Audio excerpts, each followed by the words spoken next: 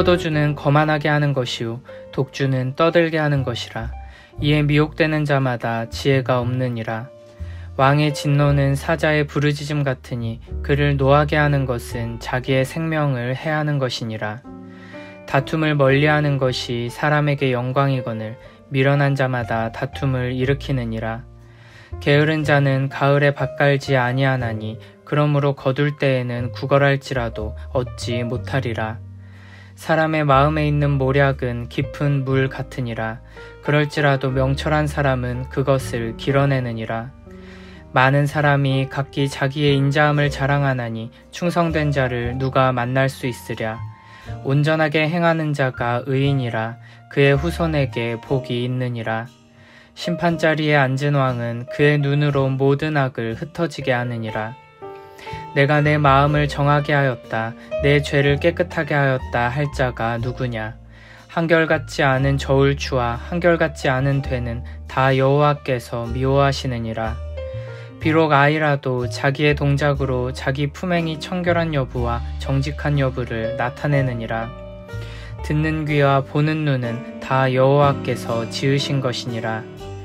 너는 잠자기를 좋아하지 말라. 내가 빈궁하게 될까 두려우니라. 내 눈을 뜨라. 그리하면 양식이 족하리라.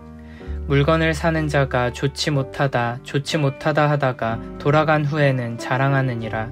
세상에 금도 있고 진주도 많거니와 지혜로운 입술이 더욱 귀한 보배니라.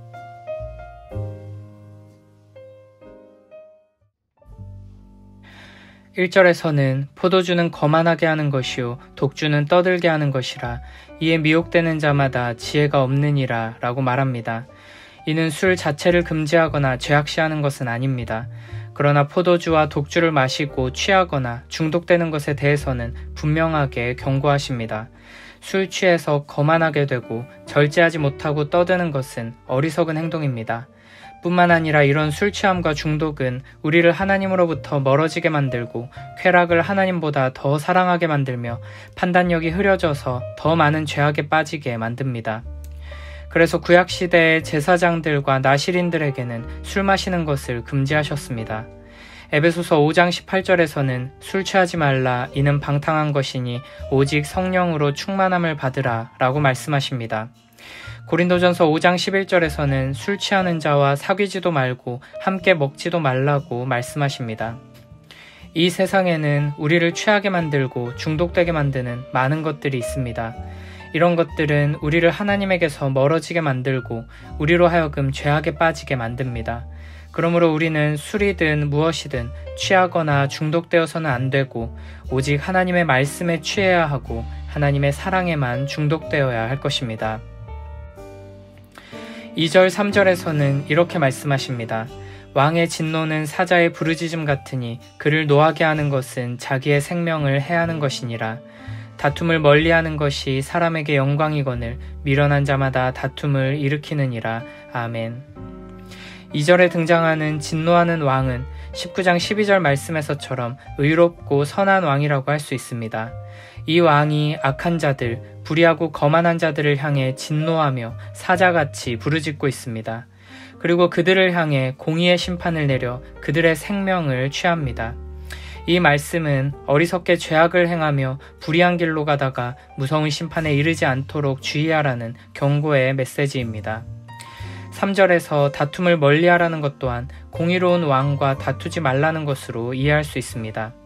결국 2절과 3절은 모두 정당한 권위 앞에서 순종해야 하며 공의로운 재판장에게 진노의 심판을 받지 않도록 바르게 살아야 한다는 뜻입니다.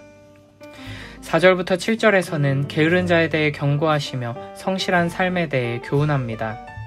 4절에서는 게으른 자는 가을에 밭갈지 아니하나니 그러므로 거둘 때에는 구걸할지라도 얻지 못하리라 라고 말씀하십니다.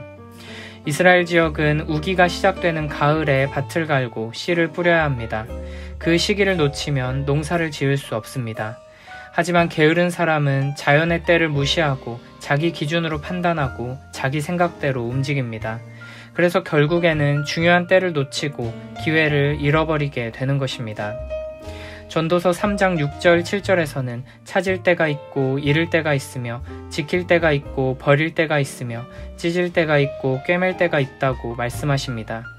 모든 일에는 때가 있는데 그 때를 정하는 것은 내가 아니고 하나님이시기 때문에 우리는 항상 겸손히 하나님의 때를 분별해야 하고 하나님의 때를 따라 일해야 합니다. 때에 맞지 않게 일해야 할 때 일하지 않고 일하지 말아야 할 때 일하는 사람은 어리석은 사람이고 게으른 사람입니다.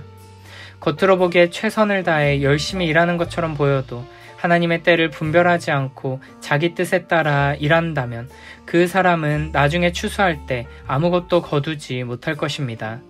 그러므로 우리는 자신의 일정에 세상을 맞추려고 애쓰는 어리석고 게으른 모습이 아니라 하나님의 뜻을 분별하기 위해 겸손히 하나님 말씀에 귀 기울이며 지금이 어떤 때인지를 알고 지금 해야 할 일을 인내하며 감당하는 지혜롭고 부지런한 사람이 되어야 할 것입니다.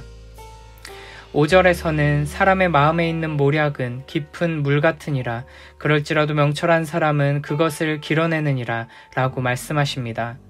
우리 속담에 10길 물속은 알아도 한 길 사람 속은 모른다는 속담이 있습니다. 그만큼 사람의 마음속 깊은 곳에 있는 생각은 다른 사람이 알기 어렵다는 뜻입니다. 하지만 하나님의 지혜를 소유한 사람은 자신과 다른 사람의 마음속 깊은 곳에 있는 생각을 분별할 수 있습니다. 이렇게 사람의 마음을 움직이게 하는 그 원리와 동기까지도 파악하는 능력은 사람을 지으신 하나님에게서 나오는 것입니다. 모든 심령을 밑바닥까지 감찰하시는 분의 지혜로 말미암아 우리는 나 자신과 상대방의 마음을 분별할 수 있습니다. 고린도전서 2장 16절에서는 이렇게 말씀하십니다. 누가 주의 마음을 알아서 주를 가르치겠느냐? 그러나 우리가 그리스도의 마음을 가졌느니라. 아멘. 그리스도의 마음을 가지고 하나님의 지혜로 나 자신을 볼 때 나의 연약함과 죄악된 동기들을 분명하게 볼 수 있고 이를 통해 참된 회개의 자리로 나아갈 수 있게 됩니다. 또한 다른 사람들의 진정한 갈망과 상처와 동기를 분별할 수 있고 이를 통해 참된 사랑의 실천으로 나아갈 수 있게 될 것입니다. 6절 7절에서는 이렇게 말씀하십니다. 많은 사람이 각기 자기의 인자함을 자랑하나니 충성된 자를 누가 만날 수 있으랴. 온전하게 행하는 자가 의인이라 그의 후손에게 복이 있느니라. 아멘. 많은 사람들이 인자함을 자랑하며 스스로를 의롭다고 말하지만 참으로 충성된 자를 만나기 힘들다는 것입니다. 입으로 믿는다고 말하고 입으로 사랑한다고 말하지만 참으로 믿는 대로 살아내고 사랑을 실천하는 의로운 사람은 찾기 힘들다는 것입니다. 그래서 7절에서는 온전하게 행하는 자가 의인이라고 말씀하십니다. 무엇이 의로운 것인지 무엇이 사랑인지 머리로 알고 지식으로 깨달았다고 해서 의로운 사람이 아닙니다. 의로운 세상에 대해 말로 떠들고 참된 믿음에 대해 목소리 높여 외친다고 해서 의로운 사람이 아닙니다. 오직 하나님의 말씀을 삶으로 살아내고 참된 사랑을 실천하며 의로운 삶의 열매를 맺는 사람이 의로운 사람입니다. 하나님의 말씀에 충성하는 의로운 삶을 매일매일의 일상 속에서 증명해내는 복된 우리 모두가 되길 축복합니다. 8절에서는 심판자리에 앉은 왕은 그의 눈으로 모든 악을 흩어지게 한다고 말하는데 5절의 말씀처럼 하나님의 지혜를 가지고 사람의 마음을 분별해 모든 악을 제거한다는 뜻입니다. 열왕기상 3장에 보면 새로 왕이 된 젊은 솔로몬은 재물이나 권력을 구하지 않고 이렇게 기도했습니다. 누가 주의 이 많은 백성을 재판할 수 있사오리이까? 듣는 마음을 종에게 주사 주의 백성을 재판하여 선악을 분별하게 하옵소서. 아멘. 하나님께서는 이를 기뻐하시며 솔로몬에게 지혜를 주셨습니다. 그리고 얼마 후 두 여인이 솔로몬을 찾아옵니다. 둘 다 아기를 낳았는데 불행히도 한 아기가 사고로 죽었습니다. 그런데 두 여인이 모두 살아있는 쪽이 자기 아기라고 주장합니다. 이런 상황 속에서 솔로몬은 지혜의 눈으로 선악을 분별해서 정의로운 판결을 내렸습니다. 요한복음 2장 25절에서는 그가 친히 사람의 속에 있는 것을 아셨다고 말합니다. 이처럼 하나님의 지혜를 소유한 자, 예수님의 마음을 품은 사람은 사람의 마음속 깊은 곳을 볼 수 있고 선악을 분별할 수 있습니다. 하나님께서 우리에게 이런 지혜를 허락하셔서 이 땅 가운데 하나님의 통치를 실현하는 왕으로 살아가도록, 상대방을 더 깊고 지혜롭게 사랑하는 자로 살아가도록 인도해 주시길 축복합니다.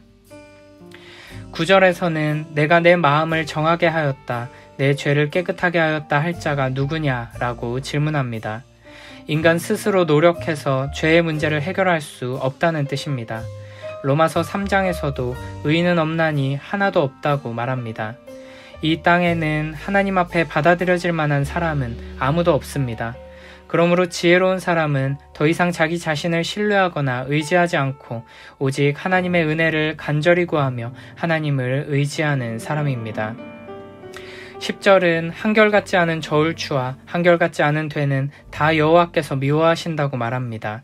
하나님께서는 이렇게 상황에 따라 마음대로 기준을 바꾸는 것을 미워하십니다. 우리는 하나님 앞에서 진실되게 말하고 진실되게 행동해야 합니다. 우리의 마음과 말과 신앙생활뿐 아니라 우리의 삶에서의 모든 행동과 우리의 경제생활에서도 하나님의 자녀다운 특성이 드러나야 합니다. 하나님 앞에서 정직한 자가 하나님의 축복을 받는 것처럼 이 땅에서 하나님을 기준으로 삼아 정직하게 살아가는 자가 하나님의 축복을 누리게 된다는 것을 우리는 항상 기억해야 합니다. 세상은 자신의 이익을 위해 거짓된 일을 행하고 속이는 일을 행하면서 다른 사람에게 피해를 줍니다. 그러나 지혜로운 하나님의 자녀들은 그런 세상을 따라가지 않고 모든 일을 하나님 앞에서 정직하게 행해야 할 것입니다.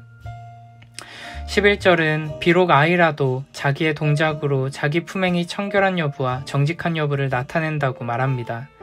아직 어린아이이기 때문에 특별하게 악행을 저지르거나 대단한 선을 행하지도 못할 것처럼 보이지만 그 작은 말과 행동 속에서도 그 마음이 정결한지 아닌지가 드러나게 된다는 것입니다.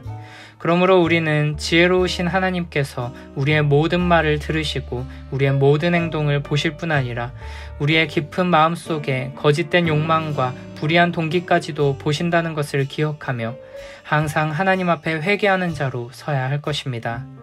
비록 우리의 겉모습이 하나님의 말씀대로 바르게 순종하는 것처럼 보일지라도 우리의 모든 행동이 마음속 깊은 곳에 하나님 사랑에서부터 출발한 것이 아니라면 그것은 결코 하나님께서 기뻐 받으시는 예배가 될 수 없고 하나님 앞에 정결하고 거룩한 삶이라고 할 수 없을 것입니다. 그러므로 우리는 우리의 겉으로 드러나는 삶의 모습뿐 아니라 우리의 내면 깊은 곳까지 하나님께서 말씀의 빛으로 비추셔서 회복시켜 주시고 온전케 해주시길 간구하며 더욱 부지런히 말씀 앞으로 나아가야 할 것입니다. 12절에서는 이렇게 말씀하십니다. 듣는 귀와 보는 눈은 다 여호와께서 지으신 것이니라. 아멘. 어떤 사람들은 하나님을 단순히 더 잘 듣게 도와주시는 분, 더 잘 보게 도와주시는 분 정도로 생각합니다. 그러나 하나님께서는 우리의 귀를 지으신 분이시고 우리의 눈을 지으신 분이십니다. 하나님이 아니고는 우리는 아예 볼 수도 없고 들을 수도 없는 자들이라는 것입니다. 하나님께서 그 은혜로 우리의 눈과 귀를 열어주시지 않았다면 우리는 아무것도 볼 수 없고 들을 수 없었을 것입니다. 그러므로 우리는 나의 힘과 능력으로는 그 어떤 선도 행할 수 없고 그 어떤 일도 이룰 수 없다는 것을 항상 기억해야 합니다. 처음부터 끝까지 모든 일을 그 거룩하신 능력으로 이루시는 하나님 앞에 겸손히 엎드려 은혜를 구하기를 쉬지 말아야 합니다. 시편 94편 9절에서는 이렇게 말씀하십니다. 귀를 지으시니가 듣지 아니하시랴, 눈을 만드시니가 보지 아니하시랴. 아멘. 하나님께서는 우리의 귀를 열어주시고 듣게 하십니다. 그러므로 우리는 우리를 사랑하셔서 우리에게 주시는 하나님의 지혜의 말씀에 더욱 귀를 기울여야 할 것입니다. 그리고 그 말씀 안에서 하나님의 영광을 보고 예수 그리스도의 존귀하심과 아름다우심을 보며 더욱 간절히 주님을 찾고 의지해야 할 것입니다. 13절에서는 이렇게 말씀하십니다. 너는 잠자기를 좋아하지 말라. 내가 빈궁하게 될까 두려우니라. 내 눈을 뜨라. 그리하면 양식이 족하리라. 아멘. 지혜로운 자는 하나님의 은혜로 눈을 뜨고 하나님을 바라보며 살아가는 사람입니다. 그리고 그런 사람은 정직하고 부지런한 삶을 살게 될 것이고 하나님의 공급하심과 풍족한 은혜를 누리며 살아가게 될 것입니다. 하나님께서 우리에게 은혜를 주셔서 우리와 함께 하시는 하나님을 바라보며 오늘 하루 우리에게 주어진 삶을 정직하고 부지런하게 살아가는 복된 우리 모두가 되길 축복합니다. 마지막 14, 15절에서는 이렇게 말씀하십니다. 물건을 사는 자가 좋지 못하다 하다가 돌아간 후에는 자랑하느니라. 세상에 금도 있고 진주도 많거니와 지혜로운 입술이 더욱 귀한 보배니라. 아멘.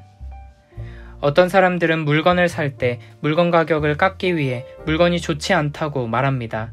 하지만 물건을 사서 돌아간 후에는 좋은 물건을 싸게 샀다고 자랑합니다. 물건을 조금 더 싸게 사기 위해 자기 이윤을 위해 한 입으로 두 말을 하는 어리석고 거짓된 사람들의 모습을 꼬집고 있습니다. 세상은 이런 일들을 가볍게 여기며 오히려 지혜라고 칭찬할지 모르지만 하나님께서는 이런 모습을 기뻐하지 않으십니다. 지혜로운 입술은 이익을 위해 불의와 영합하는 입술이 아니라 한결같이 정직한 입술입니다. 그리고 하나님을 경외하는 입술, 바르게 말하고 정직하고 진실되게 말하는 지혜로운 입술은 이 세상의 그 어떤 보석보다도 아름답고 가치 있는 보물입니다.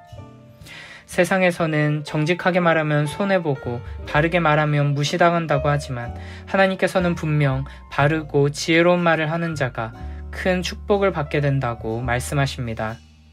그러므로 우리는 상황에 따라 자꾸 말을 바꾸는 사람이 되지 않도록 주의하면서 우리의 말을 통해 하나님을 높이며 하나님을 경외할 수 있도록 힘써야 할 것입니다.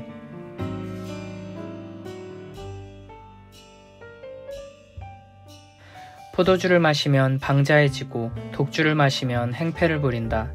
술에 빠져 곤드라지는 것은 슬기로운 일이 못된다. 임금의 노여움은 사자의 부르짖음과 같아 그를 노엽게 하는 자는 목숨을 잃는다. 무게 있는 사람은 분쟁에 끼어들지 않지만 어리석은 사람은 싸움에 뛰어든다. 봄철에 밭갈이 않는 게으름뱅이는 가을이 되어 아무리 찾아도 거둘 것이 없다. 사람 마음속에 있는 생각은 청길 물속과 같아 슬기로운 사람이라야 그것을 길어올린다. 우위를 지킨다는 사람은 많으나 정말 믿을 사람을 어디서 만나랴. 정직하고 착하게 살면 후손이 복을 받는다. 임금은 재판석에 앉아 나쁜 놈을 한눈에 가려낸다. 나는 마음에 거릴 것이 없다. 나는 죄가 없이 깨끗하다 할 사람이 어디 있느냐. 서로 다른 저울추, 서로 다른 돛박을 쓰는 것, 이것은 모두 야훼께서 역겨워하시는 짓. 아이들이 장차 좋은 일 할지 나쁜 일 할지는 지금 하는 행실을 보아 알 수 있다. 듣는 귀, 보는 눈 모두 야훼께서 만드신 것이다. 잠을 좋아하지 마라. 가난해진다. 자지 않고 일하면 배고픈 줄 모르리라. 물건 살 때에는 나쁘다 하다가도 돌아와서는 잘 샀다고 흐뭇해한다. 황금이 있고 산호가 많은들 무엇하랴. 쓸모있고 값진 것은 지혜로운 입술이다.